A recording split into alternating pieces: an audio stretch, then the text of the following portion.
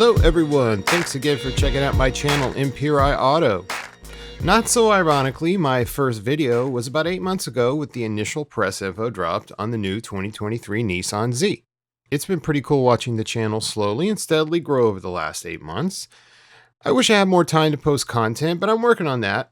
And speaking of time, just because I needed one more thing on my plate, I decided to jump headfirst into learning how to make a WordPress site.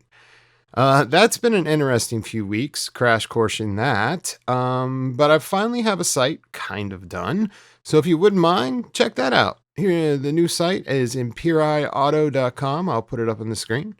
I'll be posting my YouTube vids there with some short article details related to them, as well as an automotive-focused blog that I'm working on, which will have stuff about auto maintenance and car care product reviews and such. So, yeah, check that out if you wouldn't mind. And lastly, I'm still trying to hit that 1,000 sub mark. So I will quickly once again beg for a like and a sub if you don't mind. And hey, if your friends are into cars, share the videos. I'd greatly appreciate it. As I just mentioned, it's been about 8 months since I posted my very first YouTube video about the announcement of the 2023 Nissan Z. I found it quite fitting considering my personal history with the Z car and an overall love for all those classic 90s Japanese supercars that have become so iconic now and so expensive. As much as I'm into cars and automotive stuff in general, I can honestly say I haven't really felt excited about a car that I could actually afford in a long time. Of course, there's hypercars and exotics that have come along over the years, but the reality of me actually owning one of those is, let's be honest, a pipe dream at best. I'm a big fan of the C8 Corvette. I did a little editorial review on one not long ago. The Corvette used to be the working man's sports car, but as it progressed to the monster it is today, it has basically become a six-figure car, making it out of reach for a lot of people. But like the original 240Z in 1970, the Z has always been an obtainable sports car with a back-to-basics driving dynamic, plenty of power, comfort, and a timeless style all its own.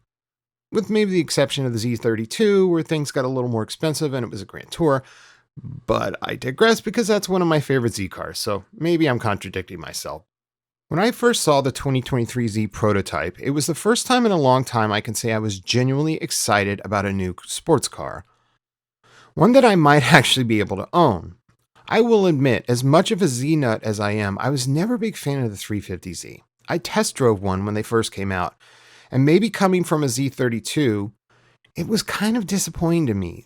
The 370 was definitely an improvement. And I know there's a lot of 370 elements in this new Z, and we'll talk about, some of Nissan's financial problems and whatnot here in a bit. But it got really long in the tooth towards its final model years, and pricing remained really steep for a really outdated design. Now, I'm not saying I wouldn't turn down a Nismo 370Z. Trust me, I love those cars, and that was a really special model and kind of a great swan song for the 370.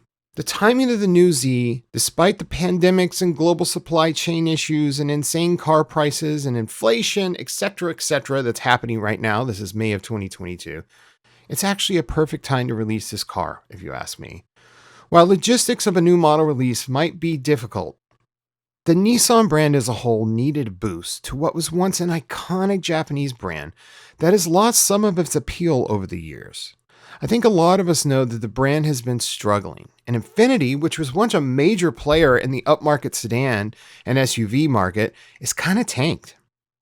When the original 240 was released, it revolutionized the Nissan brand in the United States. You got to think Nissan before that time made little econo boxes, and there was a lot different climate in the United States at the time where the big three ruled the world. It was the muscle car era. And here comes this punchy little Japanese company with this really cool sports car that basically anyone could afford, and it changed everything for Nissan. And I really hope the new 2023 Z can do the same for Nissan once again. Ironically, much like the early 90s, Toyota is also back in with some sports cars of their own. The new BMW Toyota Supra, had to do it. While quite controversial, with its very, very strong BMW underpinnings, it has brought attention back to the Toyota brand that has basically become known for appliance-level excitement from reliable transportation boxes. And I think the real winner for Toyota/Subaru, if you ask me, is the new GR86. I did a video on that. I'll put a card up above. which has turned out to be an awesome update of a great affordable little sports car. And you know what? It's surprisingly quicker than a lot of us expected. I've seen plenty of press photos and YouTube first videos on the new Z, but when my friend in Southern California got to go to an event at the Petersen Auto Museum and actually see the new Z in person, and I quote, you'll see the pictures on the screen here, "The pictures don't do it justice. Wait till you see this thing in person." I'm buying one, and he drives an AMG Mercedes, by the way. And as you can see from these pics, it looked like an amazing event with all sorts of cool Zs and Skylines and other JDM goodies. Come on, Z31, it needs more love. And parts availability. Why aren't they making parts for the Z31? Anyway, maybe this new Z will help that. Little side tangent there. The option of a manual transmission was a big, bold decision for Nissan, and I think it was a wise one. Most of us know that modern automatics are fast. They're faster than a manual, unlike the days of old. But it isn't always about 0 to 60 times and maximum stat test and launch control and all that. The connection of driver to car in an analog sense is something that has been lost for quite some time now. And I know it's hard to do it nowadays with all the modern electronics, safety features that have to be added, mandates and all this stuff. It's a lot easier said than done. I cannot say firsthand if Nissan has recaptured that spirit with the new Z. But from what I've seen and heard, it looks like they found a great blend of modern tech, safety and all that, with analog elements that really connect you to the car and bring back that love of driving that seems so lacking nowadays. Design-wise, I have fallen in love with it, even more than when I first saw it. There's a couple things that seem to be questionable, like on the screen now, the two different plastic materials between the dash separation. That's kind of a clash of the dash, and it looks kind of cheap. What's up with that? But these might be prototype cars on display, so it might not be an thing at all on the final production car. I just noticed that in my friend's pics, and I thought I'd mention that. So again, Nissan is on a tight budget. It's not going to be a Rolls Royce inside. Well, I get it. It's not meant to be. But we'll see once again when the actual production car hits the streets. I've also seen a lot of other social media snippets and other more fortunate YouTubers post some sound teaser clips when they got to drive the new Z. I think it sounds great personally, especially from inside the cabin. Now, I don't know if that's fake cabin noise they're adding in there, but hey, it sounds good. Wish there was a bit more of that turbo wish noise. And speaking of turbos, let's not forget this is the return of a twin turbo setup to a Z car. I can't fathom Nissan didn't set this up knowing the tuner aftermarket would have a field day with this car. We don't have official performance times yet. The moratorium for drive reviews, etc. is, I think, May 16th, 2022. Maybe the 18th. I don't know. At the time of this video, it's a few days away. But I know YouTube will be flooded with reviews soon enough. And I thought it'd be good to post this up as a follow-up to my very first video when all those reviews are about to hit here in a couple days, maybe a week or so. Finally, pricing and availability.